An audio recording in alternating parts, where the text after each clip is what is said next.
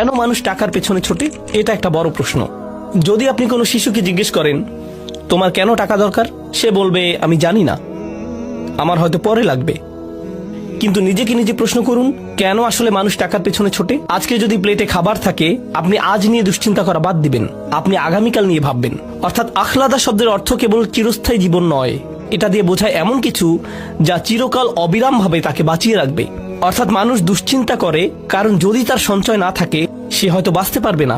অনেকে দেখবেন যখন তার স্টক অ্যাকাউন্ট ধসে পড়ে সে আত্মহত্যা প্রবণ হয়ে পড়ে, কারণ সে তার বেঁচে থাকার সাথে সঞ্চয়কে মিলিয়ে ফেলেছে। আর প্লেটে এখন খাবার আছে এর সাথে নয়, বরং আগামীকালের জন্য সে যে খাবার সঞ্চয় করেছে তার সাথে। আখলাদা শব্দটি দিয়ে এটাও বোঝায় সে কেবল এটা ভাবে না যে সে সারা জীবন বাঁচবে, বরং এটাও ভাবে যে ভবিষ্যতে এটা তার কাজে লাগবে। এটা ইখলাদ থেকে এসেছে, খুলুদ থেকে। তার ভবিষ্যৎ সুনিশ্চিত হয়ে গিয়েছে কারণ তার সঞ্চয় আছে, সে এত এত সঞ্চয় করেছে। এখানে আরেকটি ব্যাপার হলো, এই ধারণাটি স্মৃতিস্তম্ভ বানানোর সাথে সম্পর্কিত। দেখবেন মানুষ চায় মানুষ তাকে মনে রাখুক। যে বিষয়গুলোর কারণে মানুষ কাউকে মনে রাখে তার একটি হলো সম্পদ। কেউ যদি পরকালে বিশ্বাস না করে, তার জীবনের শেষ পর্যায়ে সে সাদাকা দেয় না, সে হয়তো মানব কল্যাণে টাকা দেয়, হাসপাতাল বিশ্ববিদ্যালয়ে টাকা দেয়, যাতে তার নামে স্মৃতিস্তম্ভ তৈরি হয়। এটাই তার জন্য একমাত্র বস্তু যাতে মানুষ তাকে মনে রাখবে। তাই সে অনেক অনেক টাকা আয় করে যাতে মানুষ তাকে এসব স্মৃতিস্তম্ভের কারণে মনে রাখে, যেগুলো নিছক পাথর বা মেটালের তৈরি জড়বস্তু দিয়ে বানানো। এই বিষয়টিও কোরআনে বলা হয়েছে। হুদ জাতির বিষয়ে বর্ণনাটি এসেছে। আল্লাহ আযজা ওয়া জাল্লা বলেন, আতাত্তাখিযুনা মাসানিআ লাআল্লাকুম তাখলুদুন। তাখলুদুন, তোমরা ভাস্কর্য তৈরি করছো এই মনে করে যে তোমরা চিরস্থায়ী হবে। এর সাথে চিরকাল বাঁচার সম্পর্ক কি? সম্পর্ক আছে। তাদের নাম, তাদের উত্তরাধিকার, তাদের স্মৃতি চিরকাল থাকবে। এইসব অপ্রয়োজনীয় স্মৃতিস্তম্ভ বানানোর পেছনে এটাই কি কারণ? তারা এইসব বিশাল স্তম্ভ বানাবে যা দিয়ে হাজারো লোককে খাওয়ানো যেত, কিন্তু না, তাদের এটা বানাতেই হবে। তাদের তো এই সবই সুন্দর স্থাপত্যের স্তম্ভ বানাতেই হবে। এটা কিন্তু মুসলিমদের মধ্যেও হচ্ছে। আপনারা বিভিন্ন গরিব মুসলিম দেশেও খুব সুন্দর সুন্দর স্তম্ভ দেখবেন, কিন্তু তাদের এটা বানাতেই হবে, কারণ এগুলো নাকি জাতীয় ঐক্যের প্রতীক। তাহলে যেসব গৃহহীন গরিব মানুষেরা স্তম্ভের পাশে শুয়ে থাকে তারা কিসের প্রতীক? তারাও কি আপনাদের জাতীয় ঐক্যের প্রতীক? সেখান থেকে কিছু টাকা তাদেরকে দিলে কি হতো? তারা এখন কি করবে? তারা কি সে স্তম্ভ খাবে? তারা এটা দিয়ে কি করবে? তো এভাবে টাকার অপচয় করা হচ্ছে।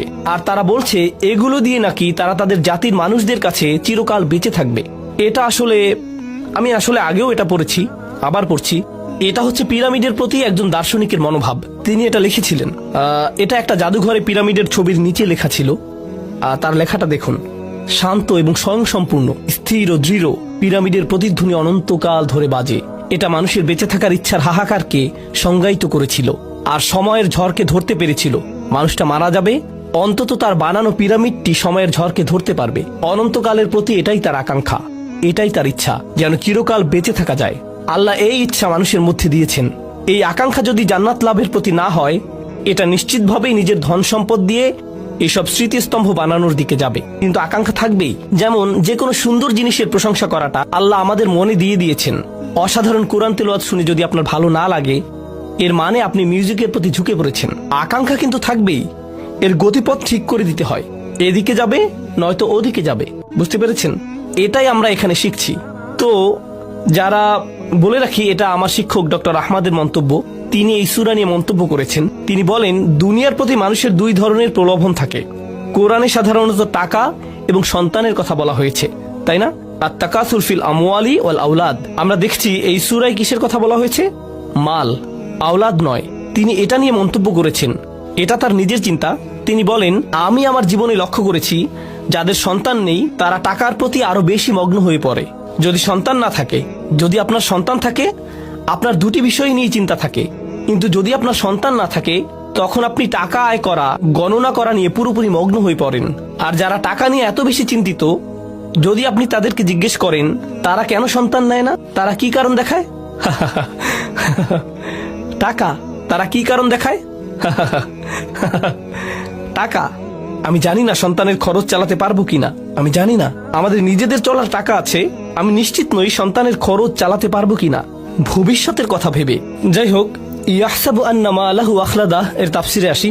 তাওয়ালাল মালু আমলাহু, তার ধন সম্পদ তার নিরাশা বাড়াবে।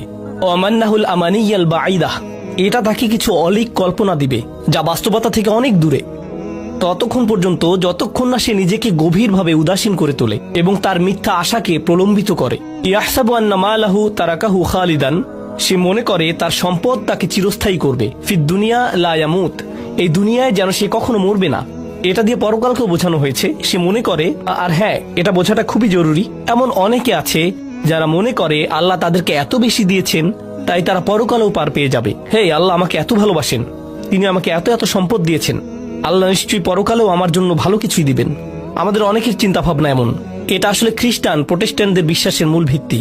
তারা আপনাকে বলবে গড চান যেন আপনি প্রমোশন পান, তিনি চান যেন আপনি বেশি বেশি টাকা কামাতে পারেন, তিনি চান যেন আপনি লোনটা পান, কারণ তিনি আপনাকে ভালোবাসেন। বেশি টাকা কামানো মানে আল্লাহ আপনাকে ভালোবাসেন। এই নিয়ে একটা ঘটনা কোরআনে সূরা কাহফে বর্ণিত হয়েছে। সে ভেবেছে যেহেতু তার বাগানটা বেশি সুন্দর সেহেতু ওমা আযুন্নু সাআতা কাইমাতান, আমার মনে হয় না কিয়ামতে আমার আর কোনো সমস্যা হবে। ওয়ালা ইরুদিতু ইলা রাব্বি, যদি কখনো আমার পালনকর্তার কাছে আমাকে পৌঁছে দেওয়া হয়, লা আজিদান্না খায়রাম মিনহা মুনকালাবা, তবে সেখানে এর চাইতে উৎকৃষ্ট কিছু পাবো। আল্লাহ আমাকে শুধু দুনিয়ায় ধন সম্পদ দিবেন না, আখিরাতেও দিবেন। তুমি এখানে গরিব আছো, সেখানেও গরিব থাকবে। এটাই ছিল চিন্তা ভাবনা।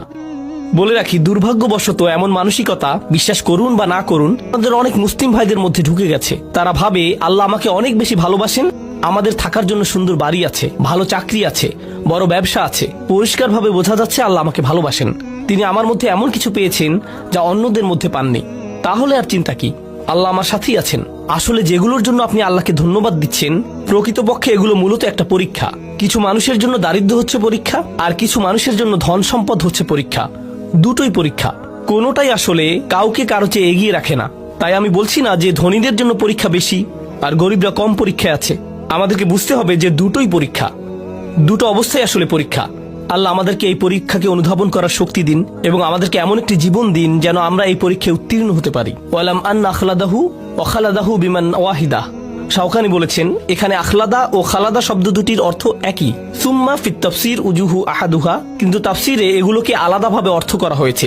ইয়াতামিলা আন ইয়াকুনাল মানা তুলাল মাল তাউলাল মাল আমলাহু, এর একটি অর্থ হতে পারে তার ধন সম্পদ তার আশাকে প্রলম্বিত করে, এই জন্যই সে ভাবে যে সে চিরকাল বেঁচে থাকবে। আলাম ইয়াকুল ইউখলিদহু, তিনি এখানে বলেননি যে এটা তাকে চিরস্থায়ী জীবন দিবে। তিনি এখানে বর্তমান বা ভবিষ্যৎকাল ব্যবহার করেননি, তিনি অতীতকাল ব্যবহার করেছেন। লিআন্নাল মুরাদ ইয়াহসাবু হাযাল ইনসান, কারণ এর অর্থ হচ্ছে মানুষ মনে করে আন্নাল মালা দিমনুল্লাহুল খুলুদ ওয়া আতাহুল আমান মিনাল মাউত ওয়া কাআন্নাহু হাকামা ওয়া কাদ ফারাকা মিনহু অলিজালিকা যাকারাহু আল মাদি। তিনি এখানে যা বলেছেন তা হলো, এর কারণ হচ্ছে মানুষ মনে করে যেহেতু তার ধন সম্পদ আছে, এই দিয়ে প্রমাণ হয় আমি পার পেয়ে গিয়েছি, আমাকে আর ভবিষ্যৎ নিয়ে ভাবতে হবে না, কারণ আমার টাকা পয়সা আছে। অর্থাৎ আখিরাতের সতর্কতা, ভবিষ্যতের সতর্কতা তাকে ভাবায় না। তার মাথায় শুরুতেই যা আসে তা হলো আমি ঠিক আছি, আমার কোনো সমস্যা নেই, অন্যদের এসবে সমস্যা হতে পারে, আমি পার পেয়ে যাব। কেউ কেউ আবার ভাবে, এই সূরার তাফসিরে মুফতি আহমদ শফি এটা বলেছেন, এটা রেকর্ড করা আছে। তিনি বলেন কিছু মানুষ আছে তারা ভাবে তারা জান্নাত কিনতে পারবে। যখন তাদেরকে সতর্ক করা হয় তারা ভাবে আমার তো অনেক টাকা, যদিও আমি আল্লাহর হুকুম মানছি না, তবে আমি এর একটা ব্যবস্থা করে ফেলবো। সামনের হজে আমি এলিট প্যাকেজে যাব, এলিট প্যাকেজে গেলে কোনো সিকিউরিটি গেটে আমাকে আটকাবে না, এরপর একদম সোজা জান্নাতে চলে যাব, মানে জান্নাত আমার জন্য অপেক্ষা করছে। তো এভাবে সে ফুরু হয়ে যায়, অর্থাৎ ভবিষ্যৎ নিয়ে সে পুরোপুরি অসচেতন হয়ে পড়ে। অল আল হাসান, হাসান বলেন মা রাআইতু ইয়াকিনান, এটা একটা অসাধারণ মন্তব্য। মা রাআইতু ইয়াকিনান লা শাক্কা ফীহি আশবাহু বিশাক লা ইয়াকিনা ফিকাল মাউত, সে ভাবে আমি এ ব্যাপারে নিশ্চিত নই, যেখানে এতে আসলে কোনো সন্দেহ নেই। মানুষ এটা নিয়ে খুবই অনিশ্চিত, যেন এটা কোনো অনিশ্চিত বিষয়। এটা এমন একটি বিষয় যা অবশ্যই ঘটবে, এতে কোনো সন্দেহ নেই। আর মানুষ মনে করে যেন এটা কোনো অনিশ্চিত বিষয়, কখনো ঘটবে না, তারা এটা নিয়ে সন্দেহ করে। সুবহানাল্লাহ। আহাব্বাল মাল হুব্বান শাদীদান, এটা হচ্ছে আয়াতের আরেকটি অর্থ। সম্পদের প্রতি তাদের ভালোবাসা হলো তীব্র ভালোবাসা। হাত্তা তাকাদা আন্নাহু ইন ইনতাকাসা মালিল আমুত, যতক্ষণ না সে ভাবে যে আমার সম্পদ শেষ হয়ে গেলে আমি শেষ হয়ে যাব। ফালিযালিকা ইয়াহফিদুহু মিনান নুকসান ইয়াবকা হাইয়ান, তাই সে তার সম্পদ রক্ষা করে যাতে সে বাঁচতে পারে। ওয়া হাযা গায়রু বাঈদ মিন ইতিকাদিল বাখিল, একজন কৃপণ বা লোভীর মতোই তার চিন্তা ভাবনা বা বিশ্বাস। আন্না হাযা তারিদ বিল আমালিস সালিহ, এটা হচ্ছে ভালো কাজের বিপরীত। ওয়া আন্নাহু হুয়াল্লাযী ইয়াখলুদু সাহিবাহু ফিদ দুনিয়া বিযিকর, আর এটা হচ্ছে ভালো মানুষেরা এটা জানে যে ভালো কাজ করে এটাই তাকে সত্যিকারের চিরস্থায়ী জীবন দেবে।